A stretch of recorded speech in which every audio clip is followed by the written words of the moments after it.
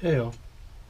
We're getting right down to the end here, and at least as far as the fabrication of the airplane goes, still all the decaling and de-icing boots and some other painting trim. I still have to finish the passenger door, get it painted anyway. So there's that. I'm just going to put together a retainer for the prop axle, and not going to install the propellers until after all the decaling is done. Get all the decaling done and then install the props. I don't want to be bumping into those while I'm trying to align the aircraft's livery. So anyway, there's that. And I've got the landing gear on. I'm just going to install the motors. Slide the cowlings on, install the motors, and get it pretty much buttoned up as far as there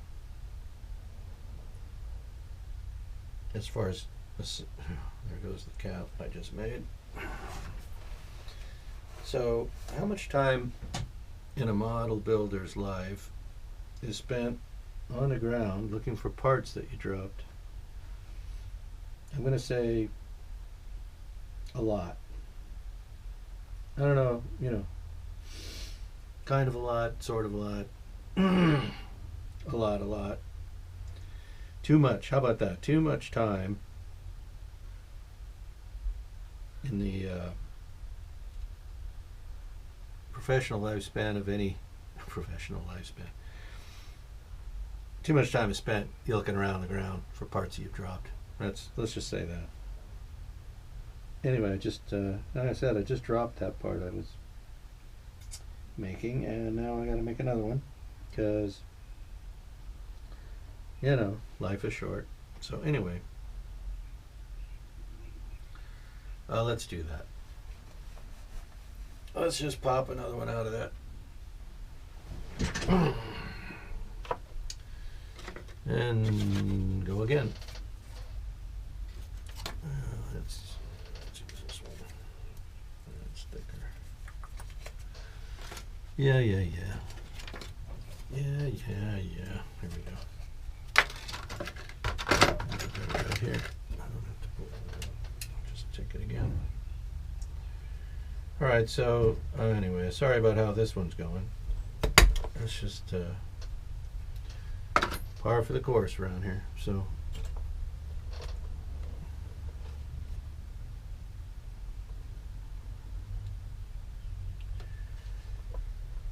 anyway, these don't have to be precise. I'm just drilling them out. It's use the hole puncher, cut out a retaining clip, and then drill out the center of the retainer, and then super glue the prop shaft to it. And then what we have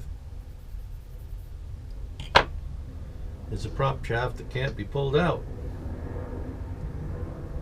and it can't be pushed in once the prop's on it. So it works as a pretty good retainer as long as everything stays where it's supposed to stay. And typically, things tend to stay where you put them when you're using a little bit of adhesive here and there. Alright, that ought to do it.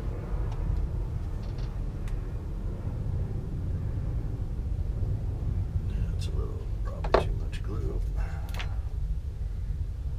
Let's take some of that off.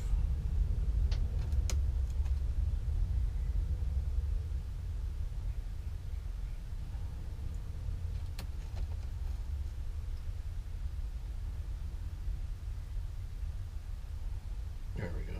That's probably better. So this one is the one I didn't quite get straight through the crankcase, so it's going to be off kilter. But the reason I want the prop to be able to spin is just so that it can't get necessarily bumped off of the airplane accidentally, if you know what I mean. And that's why. So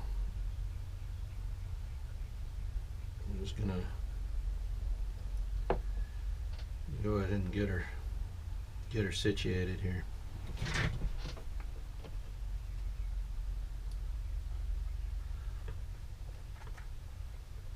So now this model, as I said, it's just about done. What I'm trying to do now is make sure I get the oil cooler and the magnetos centered top and bottom, so that when you look in to the cowling you don't see a crooked motor. And I want to make sure they're both flush to the firewall, so that when the cowlings are on, both of the propellers and engine faces are equal and symmetrical in the cowling openings, if you get my drift. So, you know, there's just a lot of alignment all the way throughout any build like this. Ships, planes, cars, trucks, a lot of it comes down to alignment, as much as anything else. You know, your skill and cleanliness of build, and the paint and finish steps, you know, but alignment is key and critical throughout, and right from the start, when you lay up the fuselage and you start building something, because any error that you have in every step has a follow-on effect, a domino effect. So if you start wonky, you're going to end super wonky, and if you start, you know, straight, you have a better chance of remaining straight, as long as at each phase of each step you remain square and synchronized throughout the build. So that's why it's always important. It begins with the, you know, step one, and every step thereafter you want to keep your keep everything plumb and square, symmetrical, whatever, you know, whatever term you want to use. It's important to maintain that throughout. So let's just see how these are gonna look on here. I haven't created the exhaust plumbing just yet, so I'm not going to glue the cowlings on just yet. I just want to shove them up and see.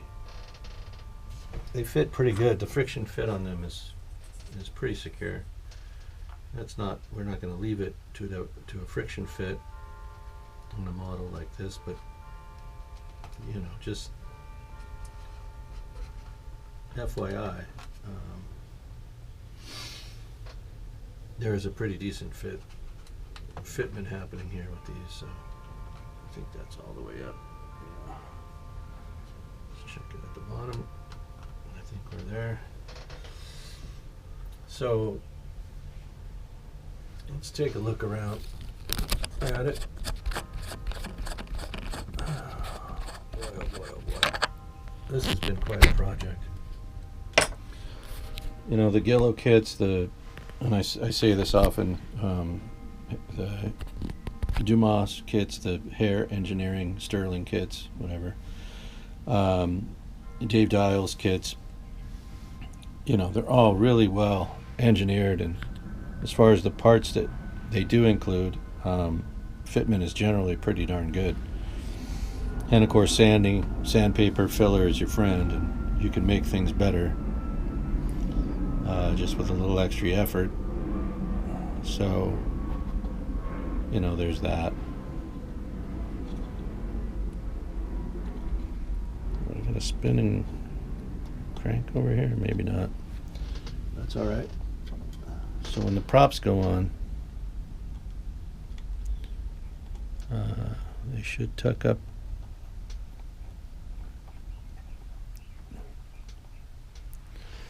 and slide up pretty well over these shafts, and fitment should be good, and the townspeople should cheer. But anyway, this is kind of what we're looking at here. Not sure if I'm too close or what. Naturally, my desk is cluttered. The worktop is pretty well cluttered, but you get the idea.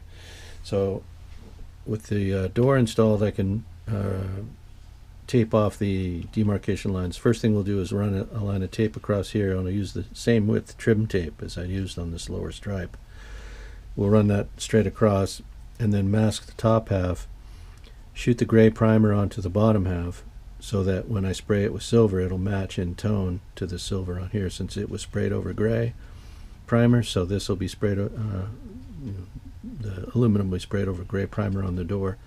We'll have that clear demarcation line with the stripe cover both, the entire rest of the door when we spray that gray. Then we'll pull off the top, and we'll pull off the centerpiece here and mask off the aluminum, and we'll spray the red.